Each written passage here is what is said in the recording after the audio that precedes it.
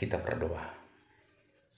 Terima kasih Tuhan atas segala berkat-Mu hingga pada saat ini kami boleh menerima kesehatan dan berkumpul untuk pertonggoan pada malam hari ini di rumah tangga kami masing-masing. Engkau berkati Tuhan setiap keluarga lepas keluarga, pribadi lepas pribadi. Dan biarlah Roh Kudus-Mu yang menguasai hati dan pikiran kami. Di dalam nama anak-Mu, Tuhan Yesus Kristus, Tuhan dan Juru Selamat kami yang hidup. Amin. Bapak Ibu yang dikasihi oleh Tuhan kita Yesus Kristus, nats renungan atau bahan khotbah kita pada malam hari ini dalam pertonggoan rumah tangga diambil dari Wahyu 7 ayat yang pertama sampai yang ketiga. Demikian firman Tuhan. Orang-orang yang dimeteraikan dari bangsa Israel. Kemudian daripada itu aku melihat 4 malaikat berdiri pada keempat penjuru bumi, dan mereka menahan keempat angin bumi, supaya jangan ada angin bertiup di darat, atau di laut, atau di pohon-pohon. Dan aku melihat seorang malaikat lain muncul dari tempat matahari terbit. Ia membawa meterai Allah yang hidup, dan ia berseru dengan suara nyaring kepada keempat malaikat yang ditugaskan untuk merusak bumi dan laut. Katanya, janganlah merusakkan bumi atau laut atau pohon-pohon sebelum kami memeteraikan hamba-hamba Allah kami pada dahi mereka. Demikian firman Tuhan.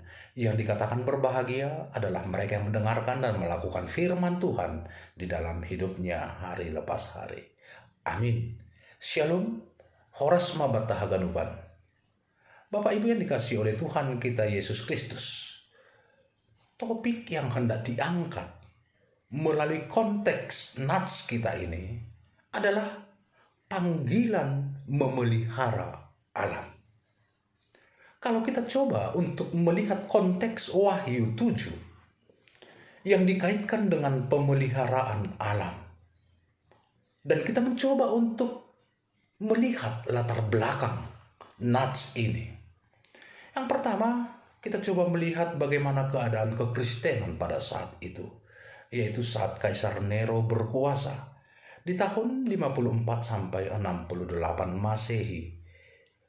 Ketika kita mencoba melihat bagaimana Nero berusaha untuk menerapkan desain politik kotornya, yaitu bagaimana membangun ulang kota Roma yang megah dan juga memusnahkan kekristenan pada saat itu yang ada di kota Roma. Apa yang dilakukannya? Dia akhirnya membakar kota Roma dan kota Roma terbakar selama 5 hari. Yang dituduh membakar adalah mereka orang yang percaya, orang Kristen. Dan akhirnya orang Kristen ditangkap, akhirnya orang Kristen dibunuh, akhirnya orang Kristen tersiksa dan dikejar-kejar. Dan banyak orang-orang Kristen mengalami penderitaan demi penderitaan.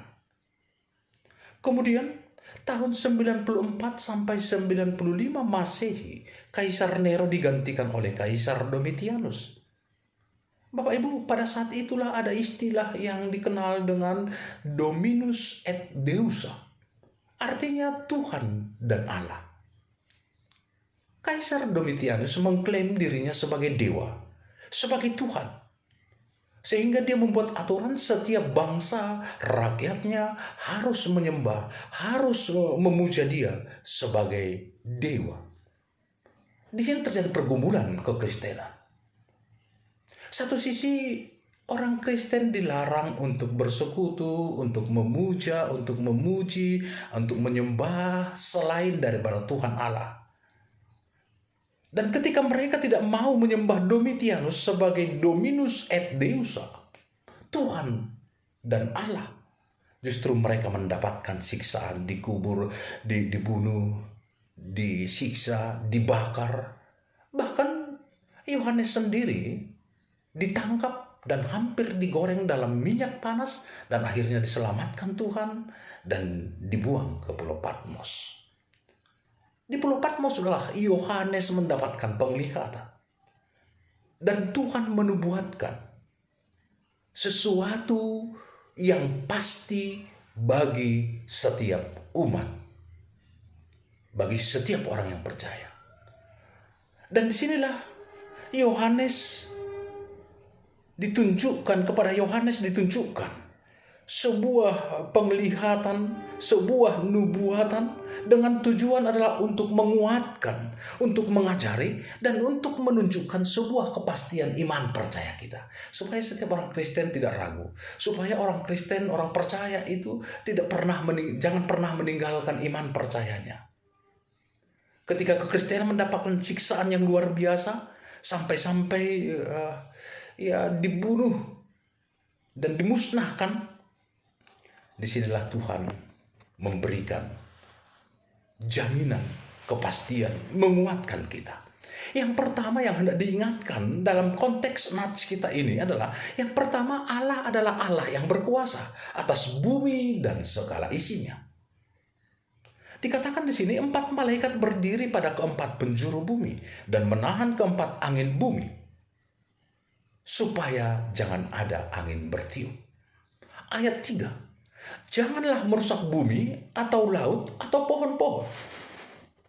Kata menahan, kata janganlah merusak, ini menunjukkan bahwa alam ini adalah di bawah kendali dari Tuhan Allah kita. Kuasa alam sebagaimanapun dahsyatnya, bagaimanapun besarnya, dapat ditahan dan ditundukkan oleh kuasa Tuhan Allah kita. Dapat kita bandingkan ketika peristiwa Yesus bersama murid-muridnya, ketika mereka naik perahu, tiba-tiba diserang oleh badai. Murid-murid membangunkan Yesus. Dan apa yang terjadi? Yesus membentak angin badai, dan angin badai itu, angin topan tersebut berhenti. Hal ini menunjukkan bahwa alam ini dan kuasa-kuasanya semuanya tunduk pada Allah. Dengan kata lain, Allah kita adalah Allah pencipta yang harus kita imani. Allah yang berkuasa atas alam ini. Allah yang mampu dan berkuasa untuk menundukkan segala kuasa-kuasa yang ada di alam ini. Oleh karena itu, firman ini mengingatkan kepada kita, di tengah-tengah penderitaan oleh karena alam dan kuasa-kuasanya, ingat ada kuasa yang sungguh luar biasa, yaitu Yesus, Tuhan Allah kita, yang mampu meredakan, yang mampu memberhentikan, yang mampu menundukkan semua kuasa-kuasa itu. Oleh karena itu, yang pantas untuk kita lakukan adalah pegang Tuhan Allahmu. Pegang Tuhan kita sebagai pemilik kuasa. Imani Dia dan takutlah akan Tuhan walaupun kuasa dunia ini yang begitu dahsyat, yang berusaha untuk membuat kita khawatir, yang berusaha untuk membuat kita takut. Tapi jangan pernah takut. Takutlah hanya kepada Tuhan. Kemudian saat alam ini sedang marah, saat pandemi COVID-19 sedang menyerang umat manusia dan dunia ini, semua terganggu. Jangan takut. Tuhan tahu memberikan pertolongannya. Tuhan sanggup dan mampu untuk menundukkan segala hal-hal yang berusaha untuk menyerang kita. Sebab tubuh kita sudah diberikan kekuatan dengan imun tubuh kita. Ketika bibit penyakit masuk ke dalam tubuh kita yang diciptakan dengan sempurna oleh Tuhan Allah, justru ketika bibit penyakit masuk, tubuh kita langsung mengeluarkan, yaitu imun tubuh yang berusaha untuk mengalahkan bibit penyakit tersebut. Ditambah dengan imun iman kita, sehingga kita memiliki kekuatan yang luar biasa.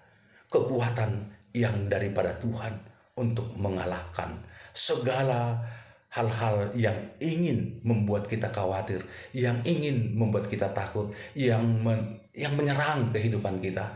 Ingat, Tuhan memiliki kekuatan dan Tuhan mampu untuk menundukkannya. pegang dan takutlah hanya pada Tuhan. Yang kedua yang diingatkan oleh renungan kita ini, bahwa walaupun kita dipanggil hanya takut pada Tuhan, hanya bersandar kepada Tuhan, pemilik kuasa atas alam ini, setiap orang percaya terpanggil untuk memelihara alam ini. Ketika kita membaca renungan kita, khotbah kita minggu-minggu sebelumnya, soal penciptaan, ketika manusia telah tercipta, Tuhan membuat mandat, menyerahkan sebuah tanggung jawab. Berkuasalah atas alam. Sebagai ciptaan yang terbaik dari segala ciptaan, kepada manusia diberikan tanggung jawab. Berkuasalah atas alam. Tapi kata berkuasa ini banyak disalahartikan, banyak disalahgunakan oleh orang percaya, oleh setiap manusia, sehingga kata berkuasa seolah-olah hidup semena-mena terhadap alam, menghancurkan alam dengan semena-mena, dengan sesuka hati. Sebenarnya tidak. Kata berkuasa artinya adalah tatanlah, rawatlah, peliharalah alam ini. Seperti kalimat yang pernah kita baca, mengatakan seperti ini: kita ini manusia yang terbuat dari tanah, hidup di atas tanah ini, menopang hidup di atas tanah ini, mendapatkan makanan dari tanah ini, dan matinya nanti akan kembali menjadi tanah. Tetapi mengapa manusia sering bersifat langit? Kata bersikap langit membuat manusia itu hidup jauh dari apa yang dikehendaki oleh Tuhan. Bersikap langit yang dikatakan di sini membuat manusia itu berdosa dan menjadi perusak bagi alam ini. Yang berusaha untuk mengeksploitasi alam ini secara luar biasa, yang tidak menjaga dan tidak memelihara alam ini. Dan ketika alam ini tidak kita pelihara dengan baik, alam juga akan membalaskannya bagi manusia itu sendiri. Dalam pastoral konseling terhadap alam, pernah saya sampaikan, ketika alam ini kita lukai, alam ini juga akan melukai manusia itu sendiri. Dan ini sudah kita lihat ketika alam hutan gunung digundul, dibabat habis oleh para penebang-penebang hutan. Apa yang terjadi? Ternyata alam membalaskan sakitnya, yaitu dengan cara banjir bandang terjadi, yang tidak menghancurkan, merugikan, bahkan sampai merenggut nyawa manusia itu sendiri. Ketika alam terluka oleh karena perbuatan manusia itu sendiri, alam ini juga sering kita lihat melukai, bahkan membunuh manusia itu sendiri. Kemudian berikut secara sederhana, ketika kita lihat ketika manusia itu tidak menjaga alam ini, contoh kecil saja, ketika dikatakan buanglah sampah pada tempatnya, banyak manusia membuang sampah sembarangan. Ketika banyak manusia membuang sampah, dan ketika kita berpikir sampah saya hanya satu kok. Ketika setiap orang, ratusan orang, ribuan orang, jutaan orang mengatakan sampah saya satu. Ketika ratusan juta orang membuang sampah ke sungai, sudah sebesar mana itu menghambat arus sungainya. Ketika sungai itu, parit itu tersumbat, terjadi banjir di tengah-tengah kehidupan perumahan-perumahan manusia itu. Sehingga alam membalaskan kesembronoan kita dengan cara memberikan banjir bagi kita. Kemudian kalau kita coba lihat, para ahli melaporkan terjadi pemanasan global, terjadi penipisan ozon, sinar matahari akan langsung menyinari ke muka bumi ini, menyebabkan banyak hal, gagal panen, dan lain sebagainya. Ketika manusia mengeksploitasi alam ini secara brutal, dan alam ini menjadi rusak, dan alam yang rusak ini akan membalaskannya bagi kita dengan memberikan hasil panen yang tidak baik, dengan memberikan balasan-balasan bagi kita. Alam marah, alam sedang menangis, alam terluka oleh karena manusia. Jangan pernah, mari kita menjaga alam ini, sebab itulah tanggung jawab yang diberikan Tuhan kepada kita. Mari kita untuk tetap memelihara alam ini. Hal yang ketiga, diingatkan melalui khotbah kita ini, Allah akan memeteraikan setiap orang yang percaya padanya. Dunia, alam, kuasa-kuasa dunia ini berusaha untuk menyerang kehidupan anak-anak Tuhan, orang-orang percaya. Ketika kita melihat banyaknya orang Kristen yang masuk oleh karena disebut dengan konteks tanda kutip penghinaan atas agama lain. Ini menunjukkan ketidakadilan sering kita alami. Tantangan sering kita alami. Pembedaan-pembedaan sering kita alami. Kemudian ketika kita mencoba untuk merenungkan, sudah berbulan-bulan kita tidak bebas lagi. Sudah berbulan-bulan kita tidak bersama lagi dalam persekutuan, pertongkoan kita. Sudah berbulan-bulan pekerjaan kita juga terganggu, usaha kita terganggu, dan juga memunculkan ketakutan-ketakutan oleh karena pandemi COVID-19 ini. Begitu banyak tantangan. Ketika dikatakan di sini bahwa keempat penjuru mata angin itu dibuka, menunjukkan bahwa menurut seorang teolog mengatakan bahwa itu adalah persoalan-persoalan, tatanan-tatanan, penderitaan-penderitaan yang akan muncul yang dihadapi. Sehingga dikatakan bahwa kita ini menghadapi sebuah peperangan di tengah-tengah perjalanan hidup kita. Kemudian ada lagi mengatakan bahwa kami sekarang sudah menderita, orang Kristen sekarang sedang menderita. Oh, itu adalah permulaan. Sebab Tuhan Allah sedang menahannya. Tidak membiarkan itu masuk. Sebelum kita dimeteraikan oleh Allah. Apa itu dimeteraikan? Dikatakan di sini dalam ayat 3 ini, sebelum kami memeteraikan hamba-hamba Allah kami pada dahi mereka. Dan aku melihat seorang malaikat muncul dari tempat matahari terbit. Ia membawa meterai Allah yang hidup. Di tengah-tengah penderitaan ini, Tuhan Allah berusaha untuk menolong kita, membantu kita, menopang hidup kita, dan melindungi setiap orang yang percaya. Saat penderitaan itu hendak ditumpahkan dan ke atas bumi ini, tapi Tuhan berkata, jangan dulu. Sebelum kami memeteraikan hamba-hambanya. Kalau kita katakan di sini, apa itu meterai? Ketika kita mencoba untuk memahaminya dalam perjanjian lama, kata meterai memiliki dua arti.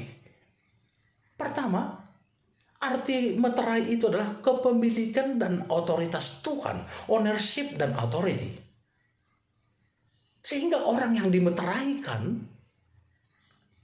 adalah menjadi milik Tuhan dan hidup dalam otoritas Tuhan. Kalau kita perhatikan dalam Keluaran 28 ayat 36 sampai 39, bagaimana Imam Besar Harun mengenakan patam emas, perhiasan yang dipakai di dahi, diukir seperti dimeteraikan. Itu artinya apa? Yaitu bahwa Imam Harun adalah milik Tuhan dan kudus bagi Tuhan. Setiap orang yang dimeteraikan dikatakan di sini adalah diartikan bahwa mereka itu adalah milik Allah. Yang kedua, Dimeteraikan berarti bahwa orang-orang yang dimeteraikan itu dilindungi dari bencana dan mendapatkan penebusan saat penghakiman. Jadi kata dimeteraikan itu adalah, yang pertama adalah menjadi milik Tuhan dan hidup dalam otoritas Tuhan. Yang kedua adalah mendapatkan penebusan, mendapatkan kelepasan dari setiap bencana termasuk penghakiman. Yang kedua ini kita perhatikan dari kehidupan bangsa Israel ketika mereka keluar dari Mesir. Ketika tanda meterai itu dengan cara membuat darah anak domba di atas pintu mereka. Dan saat malaikat maut datang, anak-anak sulung mereka terselamatkan, tapi anak-anak sulung dari orang Mesir meninggal dunia. Dengan kata lain, meterai berarti dilindungi. Dimeteraikan bukan bermakna bahwa kita mempunyai jimat, ditulis di sini di dahi dan lain sebagainya, jimat yang misterius, yang kebal senjata atau peluru dan lain sebagainya. Tapi dimeteraikan adalah hidup dalam perlindungan Tuhan sehingga kita bisa bertahan, berdiri teguh dalam peperangan rohani dan setia dalam iman sampai akhirnya. Dan kita akan mengatakan, namonang Indo use mangankon buah nih haguluhan. Jadilah seorang pemenang. Pemenang menghadapi pandemi COVID-19. Pemenang menghadapi ekonomi sulit pada saat ini. Pemenang menghadapi persoalan-persoalan. Pemenang menghadapi kuasa-kuasa dunia. Yesus Kristus bersama dengan jemaat ini. Amin. Kita berdoa. Terpuji Engkau Bapa, kami akan percaya firman-Mu menguatkan kami untuk kami dapat menghadapi setiap beban hidup, penderitaan demi penderitaan yang kami alami. Begitu banyak Tuhan serangan-serangan, baik itu serangan di dalam perekonomian kami, pekerjaan kami, kehidupan kami, pergaulan kami, kebersamaan kami. Tuhan Yesus Kristus, kami akan percaya semuanya dapat kami kalahkan ketika hidup kami telah dimeteraikan di dalam kuasa-Mu. Terima kasih Bapa, kami akan percaya bahwa hidup kami, keluarga kami telah Engkau meteraikan untuk mendapatkan kemenangan dari setiap beban penderitaan yang kami hadapi. Dan kami ini milik Tuhan, dan biarlah hidup kami menjadi otoritas Tuhan di dalam nama anak-Mu Tuhan Yesus Kristus. Amin.